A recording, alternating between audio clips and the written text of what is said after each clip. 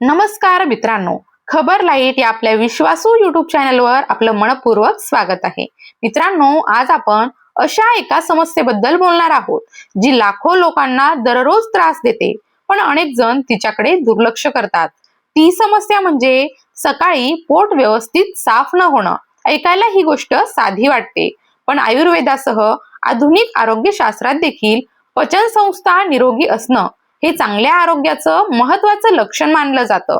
जर सकाळी सहज आणि नियमित शौच होत नसेल तर दिवसभर पोट जड वाटणं, गॅस होणं, ऍसिडिटी, भूक न लागणं, पोट फुगल्यासारखं वाटणं, आळस, अस्वस्थपणा अशा अनेक तक्रारी जाणवू शकतात. काही लोकांना तर त्वचेवर देखील त्याचा परिणाम दिसतो. मात्र लक्षात ठेवा, चेहऱ्यावर येणारे डाग, पिंपल्स किंवा त्वचेच्या समस्या यामागे फक्त पोट साफ न होणं हेच एकमेव कारण असतं असं म्हणणं योग्य ठरणार नाही. यामागे हार्मोन्स, आहार, झोप, ताण आणि इतर कारण देखील असू शकतात. म्हणून कोणतीही समस्या सतत जाणवत असेल तर डॉक्टरांचा सल्ला घेणं अतिशय गरजेचं आहे. आता प्रश्न असा आहे, पोट साफ न झालं की अनेक लोक काय करतात? बाजारात मिळणारं एखादं चूर्ण किंवा लगेच रेचक औषध किंवा कोणीतरी सांगितलेला उपाय आणि दुसऱ्या दिवशी पुन्हा तीच परिस्थिती. अशा प्रकारे काही लोक महिनोन महिने किंवा वर्षानुवर्ष रेचक औषधांवर अवलंबून राहतात. परंतु कोणतंही औषध दीर्घकाळ स्वतःच्या मनाने घेणं योग्य नाही. कारण बद्धकोष्ठतेमागचं खरं कारण शोधणं अधिक महत्वाचं असतं. मित्रांनो, आपलं पोट रोज नैसर्गिक पद्धतीने साफ होण्यासाठी सर्वात आधी जीवनशैलीमध्ये काही छोटेसे बदल करणं आवश्यक असतं. त्यातील पहिला बदल म्हणजे रात्रीचं जेवण वेळेत करणं. आजकाल अनेक जण रात्री 10-11 वाजता जेवतात. जेवल्यानंतर लगेच मोबाईल, टीव्ही आणि मग झोप. अशा सवयीमुळे पचन क्रियेवर परिणाम होऊ शकतो. शक्य असल्यास रात्रीचं जेवण हे 7 ते 8 वाजेपर्यंत उरकण्याचा प्रयत्न करा आणि जेवणही हलकं असावं. उदाहरणार्थ, मूग डाळीची खिचडी, भाजी भाकरी, मुगाचं वरण किंवा सहज पचेल असं घरगुती अन्न. रात्री अति तेलकट, अति तिखट किंवा अति जड अन्न टाळण्याचा प्रयत्न करा. यामुळे सकाळची पचनक्रिया अधिक सुरळीत होण्यास मदत होऊ शकते. आता दुसरी महत्वाची गोष्ट, वेळेवर झोप आणि वेळेवर उठणं. रोज उशिरापर्यंत जागरण आणि सकाळी उशिरा उठणं याचाही पचनावर परिणाम होऊ शकतो. शक्य असल्यास रात्री वेळेत झोपा आणि सकाळी लवकर उठण्याची सवय लावा.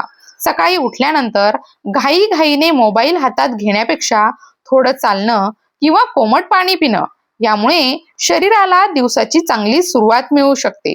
मित्रांनो, आता आणखी एक महत्वाचा मुद्दा, शौचासाठी योग्य बसण्याची पद्धत. अनेक तज्ज्ञांच्या मते भारतीय पद्धतीच्या शौचालयात बसण्याच्या स्थितीमुळे काही लोकांना शौचास मदत होऊ शकते. जर तुम्ही वेस्टर्न कमोड वापरत असाल तर पायाखाली एक छोटं स्टूल ठेवून गुडघे थोडे वर येतील अशी स्थिती केल्याने काही लोकांना आराम वाटू शकतो.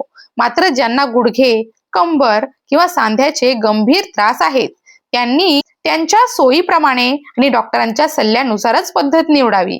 आता फक्त जीवनशैलीच नाही तर पचन सुधारण्यासाठी घरच्या घरी करता येईल असा पहिला साधा उपाय पहा. यासाठी लागणारे 4 पदार्थ जवळपास प्रत्येक घरामध्ये सहज उपलब्ध असतात. ओवा, धणे, जिरे आणि बडीशेप हे 4ही पदार्थ समप्रमाणात घ्या. साधारण 50-50 ग्रॅम घेतले तरी पुरेसे आहेत. आता हे सर्व पदार्थ वेगवेगळे मंद आचेवर हलकेसे भाजून घ्या. जास्त भाजू नका, फक्त त्यांचा हलका सुगंध येईपर्यंत. थंड झाल्यावर हे सर्व मिक्सरमध्ये घाला. त्यामध्ये चवीनुसार थोडंसं सैंधव मीठ घालू शकता. आता या सर्वांची बारीक पूड करून स्वच्छ कोरड्या काचेच्या बरणीत भरून ठेवा.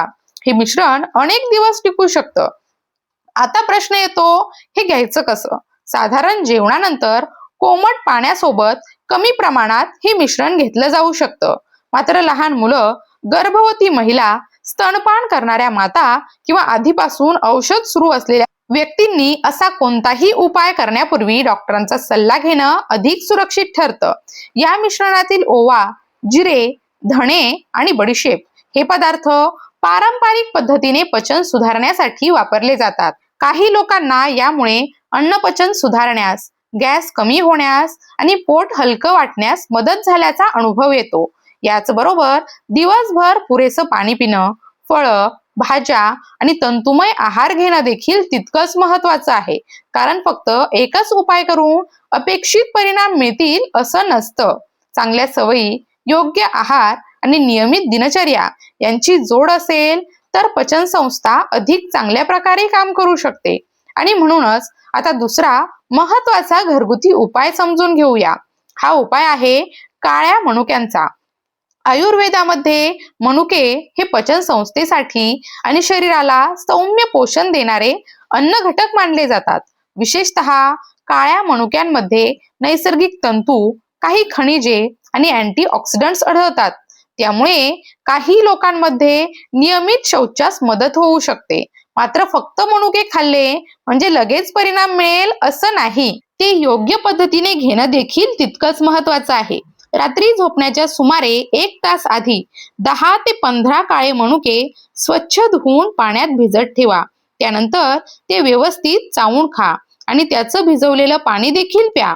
असं केल्याने त्यातील नैसर्गिक तंतू आणि ओलावा पचनक्रियेला मदत करू शकतात. मात्र मधुमेह असलेल्या व्यक्तींनी मनुक्यांचं प्रमाण स्वतःहून वाढवू नये. त्यांच्या आरोग्यानुसार डॉक्टर आणि आहार तज्ञांचा सल्ला घेणं अधिक महत्वाचं ठरेल. आता पाहूया तिसरा आणि शेवटचा उपाय. रात्री झोपण्यापूर्वी 1 कप कोमट दूध घ्या. ज्यांना दूध पचत नसेल त्यांनी किंवा लॅक्टोज असहिष्णुता असेल त्यांनी हा उपाय टाळावा किंवा डॉक्टरांचा सल्ला घ्यावा. या दुधामध्ये पाव चमचा सुंठ पावडर घाला. सुंठ ही पारंपरिक आयुर्वेदामध्ये पचन सुधारण्यासाठी वापरली जाते. त्यानंतर त्यामध्ये 1 चमचा साजूक तूप मिसळा. अनेक घरामध्ये तूप हे पचन संस्थेच्या निगेसाठी वापरलं जातं. काही लोकांना यामुळे मल मऊ राहण्यास मदत होते. हे मिश्रण व्यवस्थित ढवळून हळूहळू प्या. जर तुम्ही संतुलित आहार घेत असाल, पुरेसं पाणी पित असाल, नियमित चालत असाल आणि हे उपाय योग्य पद्धतीने करत असाल तर काही आठवड्यांमध्ये फरक जाणवू शकतो. पण लक्षात ठेवा, जर अनेक दिवसांपासून बद्धकोष्ठतेचा त्रास असेल, शौचासोबत रक्त येत असेल, सतत पोट दुखत असेल, अचानक वजन कमी होत असेल किंवा मूळव्याध, फिशर किंवा इतर गंभीर समस्या जाणवत असतील तर घरगुती उपायांवरच अवलंबून राहू नका. त्वरित डॉक्टरांचा सल्ला घ्या. मित्रांनो, निरोगी पचन संस्थेचा पाया हा फक्त औषधांमध्ये नसतो. वेळेवर झोप, वेळेवर जेवण, पुरेसं पाणी, तंतुमय आहार, नियमित व्यायाम, मानसिक ताण कमी ठेवणं आणि गरजेनुसार योग्य वैद्यकीय सल्ला घेणं या सर्व गोष्टी एकत्रितपणे महत्वाच्या असतात. आज आपण पोट साफ होण्यासाठी उपयुक्त ठरू शकणारे 3 पारंपरिक घरगुती उपाय, त्यांचा योग्य वापर तसेच दैनंदिन जीवनातील काही महत्वाच्या सवयी याविषयी सविस्तर माहिती जाणून घेतली. ही माहिती तुम्हाला उपयुक्त वाटली असेल तर हा व्हिडिओ नक्की लाईक करा आणि तुमच्या मित्रपरिवारासोबत शेअर करा. तुमच्या या विषयावरील अनुभव किंवा प्रश्न कमेंटमध्ये नक्की लिहा. तुमच्या प्रतिक्रियेमुळे इतर प्रेक्षकांना देखील योग्य माहिती मिळण्यास मदत होईल आणि अशाच आरोग्य, आयुर्वेद, नैसर्गिक उपाय, सरकारी योजना आणि जनहिताच्या माहितीपूर्ण व्हिडिओसाठी आपल्या खबर लाईट यूट्यूब चॅनलला सबस्क्राईब करा. बेल आयकॉन दाबायला विसरू नका, म्हणजे प्रत्येक नवीन व्हिडिओचं अपडेट तुम्हाला सर्वप्रथम मिळेल. मी पुन्हा भेटेल एका नवीन आणि उपयुक्त विषयासह. तोपर्यंत स्वतःची आणि आपल्या कुटुंबाची काळजी घ्या. धन्यवाद.